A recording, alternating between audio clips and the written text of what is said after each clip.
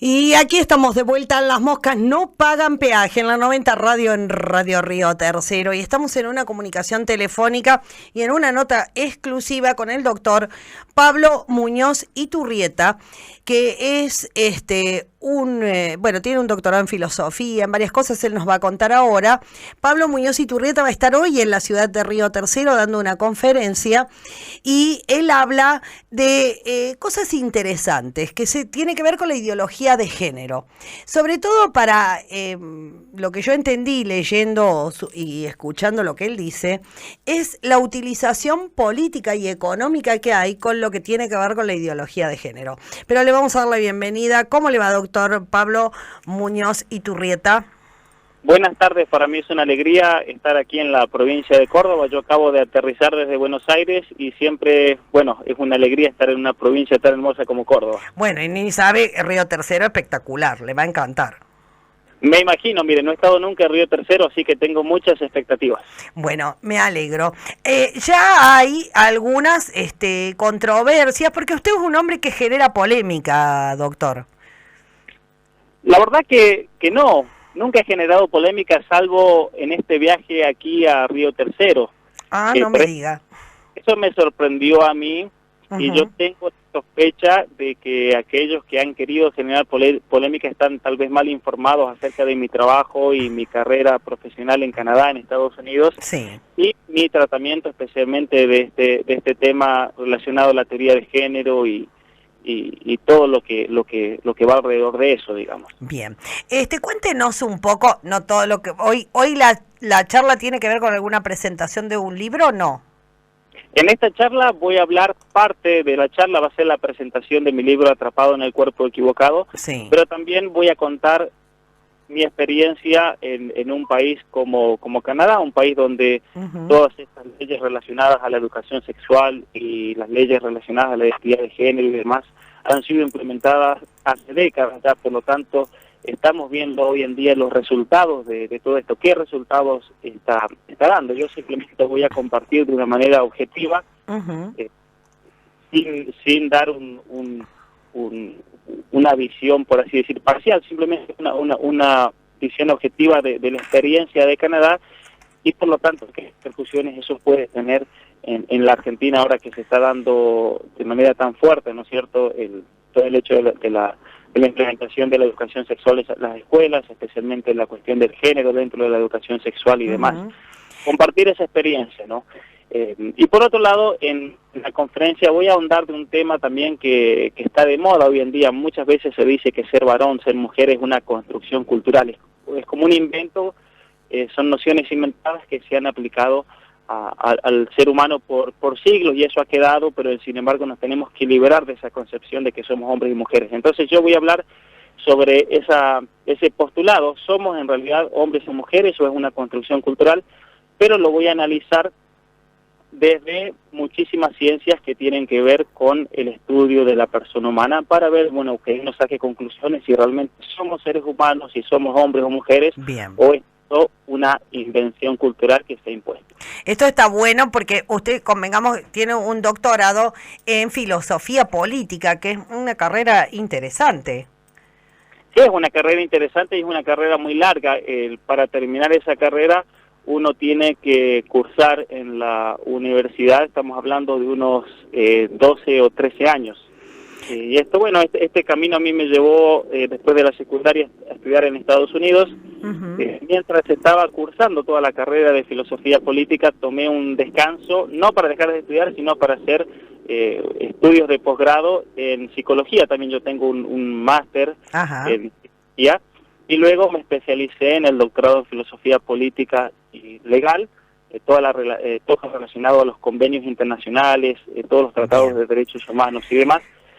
Y luego de ahí me invitó, tuve el honor como argentino en Canadá de haber ganado un premio muy importante, el premio Charles Taylor, que se llama en el año 2018, el año pasado, por mi estudio acerca de los derechos humanos, especialmente en relación a la familia y el Estado, lo cual me abrió las puertas después para que la Universidad de Cambridge en Inglaterra me invite a ser parte del plantel para cursos especializados en este tema, y luego la Universidad de Princeton en los Estados Unidos.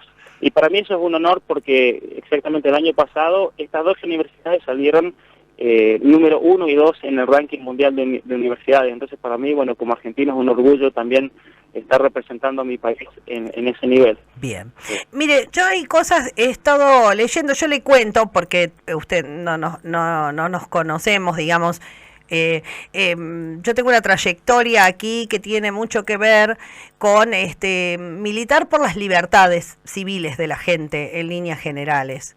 Y hace mucho tiempo, hace 20 años atrás, que empezamos con una cuestión que tenía que ver en contra de la discriminación y la aceptación de que, digamos, cada uno elige su vida, elige su forma de ser. Esto se lo digo para que mi público no crea que yo soy incoherente. Pero hay cosas que he leído de las que usted manifiesta que me han resultado interesantes, como la utilización política de la ideología de género, en pos del poder, ¿no es cierto?, para captar votos, captar económicamente a la gente. Y eso realmente es algo lamentable, es algo que se da no solamente en Argentina, sino que lo veo a lo largo y ancho de Latinoamérica, pero también en países como Canadá.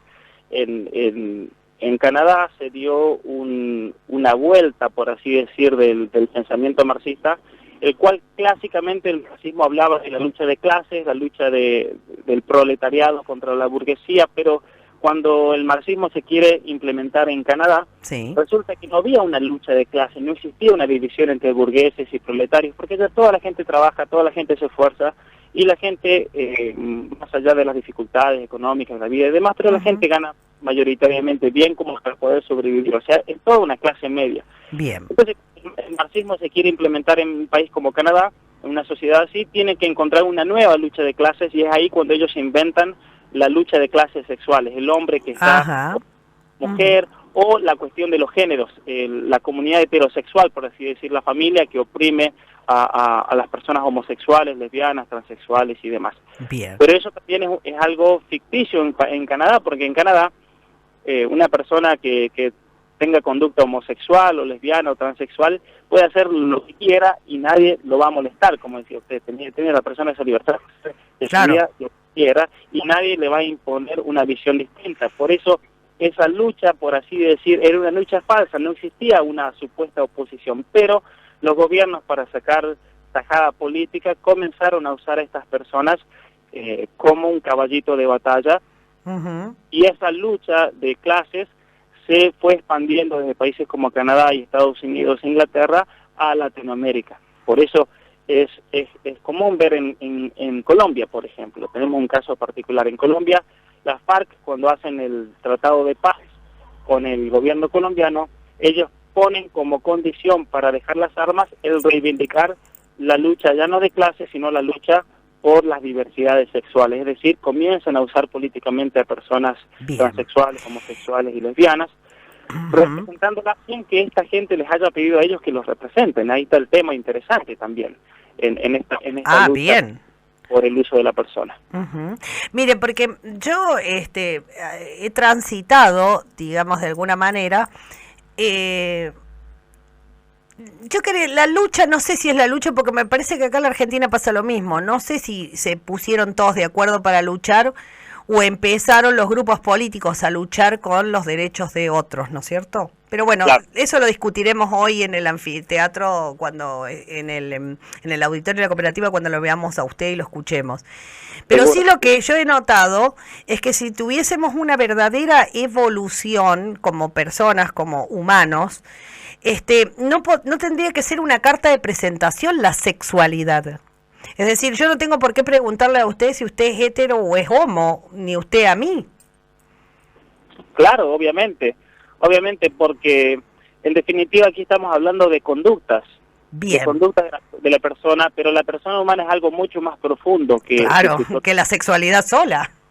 Claro, y otro problema que yo veo, bueno, habiendo estudiado psicología y psiquiatría relacionado a la conducta sexual de la persona y los problemas de identidad acerca de uno mismo, uno muchas veces se olvida de que la pregunta correcta ante estas situaciones, en realidad, si uno quiere enfrentar este tema, profundizar, es ¿qué es lo que lleva a la persona a tener dicha conducta? Esa es la pregunta esencial que en todo este debate político se deja de lado. Nadie se pregunta por qué. por qué es que esta persona actúa de esta manera, por qué una persona trans llega a ser trans. Y eso no es para cuestionarlo, sino para entender verdaderamente a la persona, si realmente lo queremos ayudar, ¿cierto? Porque es que no sé, hay que ayudarlas a las personas homosexuales o transexuales, o ¿por qué no ayudarnos a los heterosexuales también, digamos? Todos hay que ayudar, a todos, pues la persona humana, por su propia condición en este mundo, siempre va a necesitar de ayuda, de guía, de compañía. Hay un dicho en inglés que es muy interesante: se requiere una ciudad entera para criar a un niño. Ese dicho, ¿qué significado tiene? Que nosotros como seres humanos solos no podemos desarrollarnos y alcanzar la perfección, aquello que podríamos dar de acuerdo a nuestras capacidades y potencial y demás. Necesitamos de una comunidad que nos aliente, que nos presente en cierto sentido dificultades para poder superar, porque es por medio de la superación que nosotros vamos a lograr ser personas completas de acuerdo a nuestras capacidades y potencialidad y demás. Y por eso la ayuda debe ser dada a cualquier persona, más allá, como dicen los convenios internacionales de derechos humanos, más allá de su sexo, de su raza, de su condición, de su etnia, de su nacionalidad. Se debe hacer bien similar a quién, como se dice. Hay personas que me han dicho que tal vez que usted es homofóbico, y yo no quiero descenderlo a los infiernos, porque yo entiendo su posición, no la comparto en todos los aspectos, pero eso es lo de menos, no es importante, sino claro, poder discutir el tema. Pero para que usted se lo aclare al público, digamos, usted no es homofóbico ni tiene una ideología fóbica. Bueno, ¿qué es la homofobia en primer lugar? A ver. ¿Qué entiende la gente cuando me acusa a mí de homofóbico? ¿Qué entiende esa gente por homofóbico? A ver. No, que usted está en contra, digamos, de la homosexualidad, o que usted no está en contra de nada en realidad. Yo he escuchado notas que usted ha dado en otros medios donde usted dice que o sea que para conocer esto no se opone, digamos. Mire, uno en realidad, al ser la homosexualidad una conducta, uno puede tomar dos caminos. Un camino es el de estar en contra de una conducta por distintas razones, y otro camino es el tratar de entender por qué la persona tiene esa conducta, ejerce esa conducta. Vamos a poner un ejemplo claro que no tiene absolutamente nada que ver con la homosexualidad ni nada. No quiero darle una connotación moral mala. Lo que quiero decir es esto. Por ejemplo, si hay robo en una sociedad, uno tiene dos caminos: o criticar al ladrón y decirle eso está mal y eso destruye la sociedad, y capaz que tiene razón, pero hay otro camino mucho más profundo, que es el de entender qué es lo que lleva a esa persona a robar y tratarlo de ayudarlo, porque tal vez esa persona roba porque no tiene que darle de comer a sus hijos. Por decirle un ejemplo, son dos caminos distintos, dos perspectivas distintas ante una situación. En relación a mis estudios con respecto a la sexualidad, y el ejercicio de la sexualidad, ya sea heterosexual, homosexual, ser una persona transexual, no importa, yo no hago distinciones, sea el que sea, uno tiene dos opciones: o criticar a la persona por su sexualidad, o uno puede tratar de entender por qué esa persona ejerce su sexualidad de esa manera, para tratar de ayudarlo si es que la persona necesita y pide esa persona misma la ayuda para tratar de entender por qué actúa así. Creo que ese es el punto más conflictivo que hay de entender, ¿no es cierto? Que usted habla de la de la sexualidad como conducta, y no como, digamos, elección de vida, ni como, digamos, que las personas nacen como nacen. Bueno, mire, es ciertamente una elección de vida, eso yo no lo discuto. Sí es una elección de vida porque es una conducta, toda conducta debe ser elegida para poder ser llevada a cabo. Pero ciertamente que la ciencia niega rotundamente que la persona nazca como homosexual o lesbiana o transexual, porque esa es una conducta adquirida. Toda conducta es adquirida. Si usted, por ejemplo, ha tenido hijos o conoce amigos, gente que tiene hijos, cuando el bebé no nace con una conducta ya formada y actúa de tal manera, sino que eso se va formando a lo largo de la vida, y eso está siendo influenciado muchas veces por el entorno familiar, por las vivencias personales, por cosas que ese niño sufra, por cosas que ese niño disfrute de la vida, y eso lo va marcando en un camino en el cual también están las propias elecciones personales. Muchas veces las propias elecciones personales pueden estar condicionadas por ciertas conductas que ese niño haya experimentado. Le voy a dar un ejemplo concreto. muchas veces yo me he encontrado con jóvenes o con hombres ya adultos que lamentablemente han caído en el alcoholismo. Bien. Y cuando uno comienza a profundizar esa elección y esa conducta, uno se da cuenta de que hubieron muchos factores que lo llevaron a esa persona a ese momento, ya sea la traición de un esposo, la infidelidad, el hecho de perder el trabajo y la desesperación de no saber cómo salir de esa situación, el haber sufrido la separación y el abandono de los padres. Son tantos factores que se conjugan, pero muy complejos. Nunca podemos dar una solución simplista a una determinada conducta. Y lo mismo pasa con la sexualidad humana, porque hay personas que eligen casarse con una esposa o su esposo, tener una familia, porque hay personas que se casan pero eligen el camino de la infidelidad, Bien, los heterosexuales también sufren de compulsiones sexuales, que hoy se dice adicción, hay adicción al sexo, no, me parece que no por eso a mí me dio la sensación de que están siendo injustos con usted de alguna manera, porque me parece que es más abarcativo que puntualmente la ideología de género, ¿no? Claro, y además yo en mi estudio de la personalidad de la persona humana, no me restrinjo a decir, este es homosexual, me concentro en eso y lo apuntamos. No, yo hablo sobre la persona humana, sea la conducta que tenga, la conducta sexual. Bien. Aparte que lo más interesante que van a escuchar hoy acá los riotercerenses es una idea de cómo se utiliza esto para el poder. Me parece que eso es lo más importante, que aclaremos que la filosofía poco tiene que ver con la moral o con la religión de alguna manera. Porque bien, las personas homosexuales, la gente hoy de los movimientos LGT y todo esto, no son religiosos, no pertenecen a religiones tampoco. Claro, no son movimientos religiosos, pero ciertamente que revisten un carácter religioso a la vez, porque toda la teoría de género, al no tener un fundamento en la ciencia, un fundamento en la realidad, se convierte en sí mismo, y no digo que esté mal, pero simplemente hay que notarlo, se convierte en una especie de dogmatismo, porque al no tener un fundamento en la realidad, en la ciencia, al menos se profesa como si fuese una religión. En eso tiene mucho de común con todos los tipos de religiones o credos dogmatistas que no tienen bien, como... No tienen sustento de la realidad, sí. Claro, al no tener un sustento en la realidad se convierte ya en algo ideológico, por eso yo también digo que la teoría del género es una ideología, porque no tiene sustento con la ciencia. Y aquí, miren, si una persona quiere creer en la ideología de género y quiere afirmarla y profesarla, que haga lo que quiera. Claro, obvio. Pero realmente tenemos que reconocer de que esa creencia es una creencia ciega, por así decir, porque no hay ninguna ciencia que me corrobore y que me dé elementos objetivos y seguros para decir, bueno, al menos lo que creo es así, tiene algo de verdad.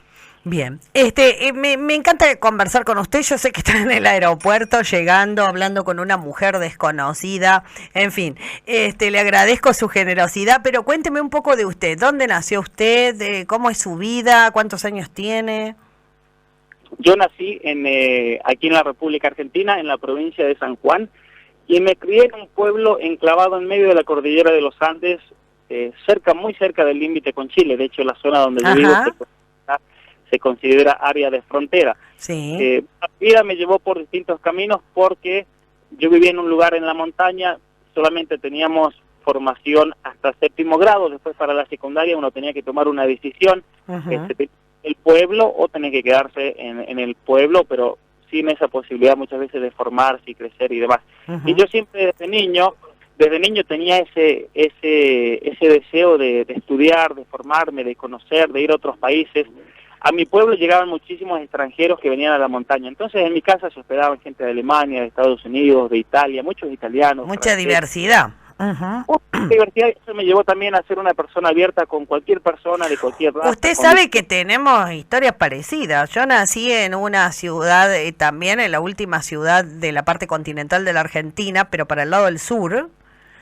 También en la cordillera y también cerca de Chile, de frontera, es un área de frontera. Claro, y yo, bueno, a los 12 años me tuve que ir de mi casa. Obviamente que no es fácil para un niño de 12 años irse solo, yo me fui totalmente solo de mi casa. Yo creo que el haber crecido en la montaña, con muchas responsabilidades y demás, me hizo madurar de una manera especial, porque yo tenía 13 años y vivía solo, claro, a 500, 600 metros de mi casa. fui a una escuela secundaria muy buena aquí en Argentina que me abrió las puertas al mundo realmente, porque una vez que terminé la secundaria, una universidad de Estados Unidos me invita a ir a estudiar allá. Bien. Por Estados Unidos, y bueno, yo desde que me fui de Argentina prácticamente he vuelto solamente de vacaciones o para conferencias como estas. Bien. Bueno, Bueno, la vida... cuénteme, ¿y su vida cómo está? ¿Está solo? ¿Tiene pareja? Bueno, mi familia, yo estoy solo en Canadá. ¿Solo? Mi familia, sí, mi familia, bueno, tengo amigos, familias conocidos, pero mi familia está toda acá en Argentina. Bien.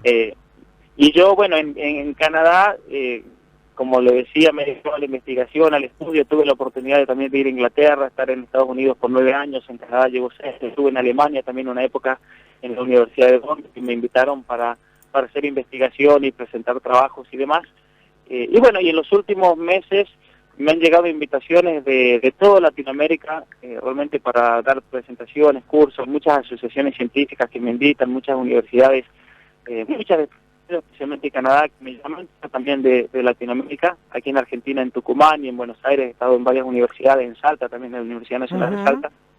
Y bueno, venir al Río Tercero para mí es una alegría, porque mucha gente me dice, bueno, pero vos te dedicás a ir a lugares prestigiosos y demás. Yo digo, no, yo voy a donde sea. He ido a conferencias en Villas, en Tigre, por ejemplo, en Buenos Aires, y para mí tener ese contacto con la gente de cualquier condición social y demás, para mí es una alegría conocer al argentino en todas sus manifestaciones. Doctor, ¿por qué se especializa y aborda estos temas?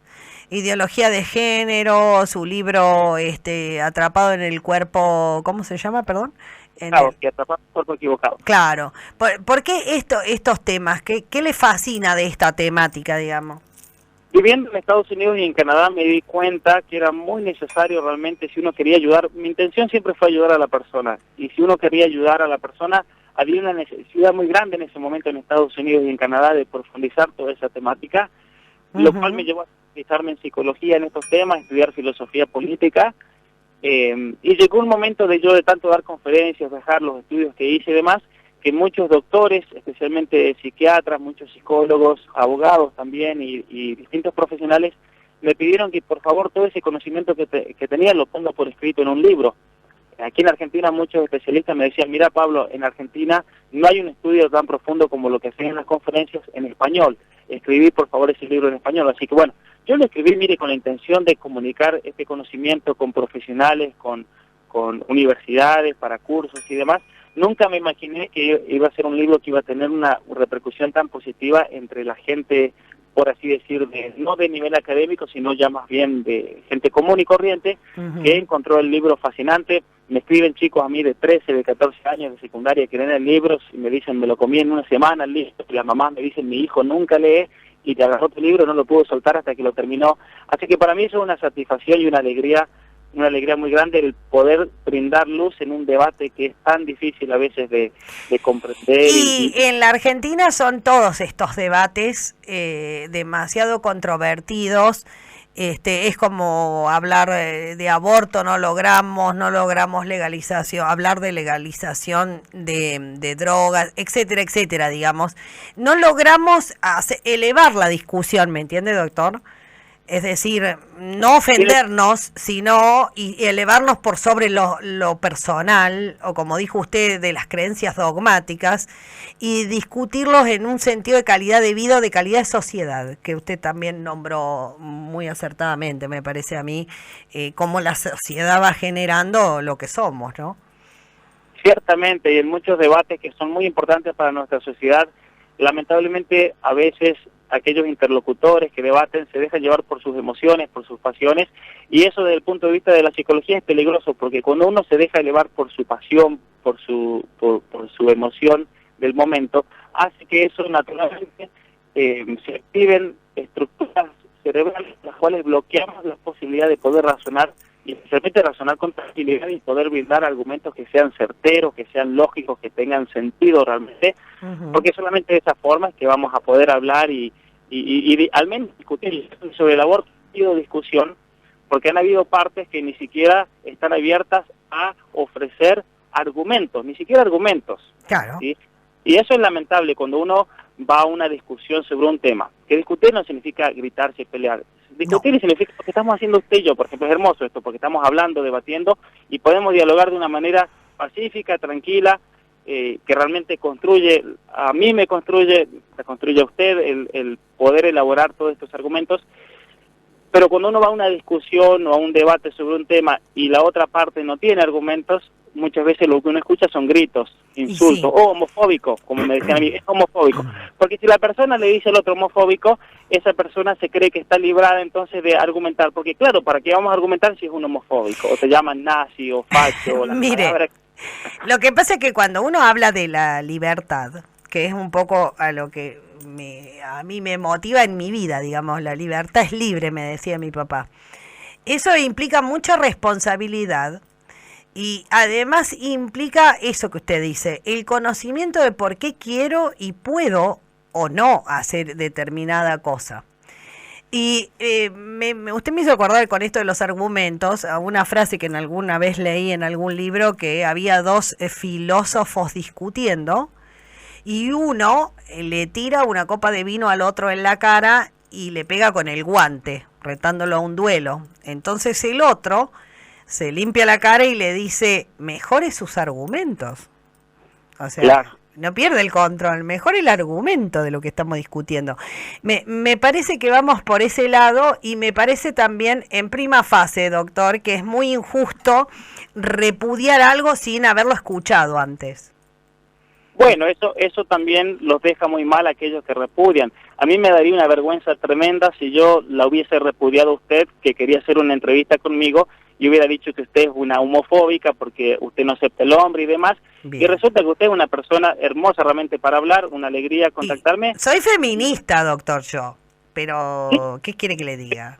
No, pero podemos conversar y hablar. El repudio de antemano es el peor error que puede cometer una persona, porque eso demuestra que tiene una mente cerrada, que tiene también una visión totalitarista y dogmática, y suena también a inquisición, ¿no? Dejémoslo Y bueno, hablar. exacto. Estoy como Claro. muy en contra de lo que es autoritarismo, eso sí. Claro, No me aunque, gusta mira, de ningún ángulo, digamos. Ciertamente, y aunque no estemos de acuerdo, supongamos, en algunos temas, eso no significa que no podamos hablar con Bien. tranquilidad y cada uno exponer su argumento y después cada uno sacar sus conclusiones y darse cuenta. Porque mire, si usted a mí me dice, yo no estoy de acuerdo con tal cosa que usted dijo ahora en esta conversación, y usted me da un argumento realmente que me hace pensar, y si yo me doy cuenta que tiene razón, yo le voy a decir, ¿sabe qué? Tiene razón, me cambió la manera de pensar en ese tema, tiene razón. Y solamente así vamos a crecer como sociedad, porque el debatir hace que cada uno presente sus argumentos y nos vamos fortaleciendo como sociedad también. Bien. Le agradezco la nota y le agradezco su tiempo, doctor, ¿eh? Por nada, para mí es una alegría y bueno, a toda la gente de Río Tercero los espero esta noche a partir de las 20 horas, porque yo les prometo que va a ser una velada interesante donde vamos a intercambiar ideas con mucho respeto, con mucha caridad, como se dice, pero también con mucho conocimiento profundo, que es Bien. el que tiene que toda esta discusión. Bien, me agrada el desafío. Bueno, muchas gracias. Le digo honestamente, porque, bueno, lo primero que hay que hacer es como dicen los pibes, abrir la cabeza. Porque cómo vas a empezar ya con... si no es prejuicio. Seguro, seguro. Y los prejuicios son siempre los que nos limitan como seres humanos también a nosotros. Exacto. Bueno, que lo atiendan bien, que le den de comer acá y que salga todo bien en la conferencia. Allí seguramente vamos a tratar de conocernos allí. Perfecto, un gusto enorme, realmente una alegría haber hablado con usted también. Muy amable, gracias. Hasta luego.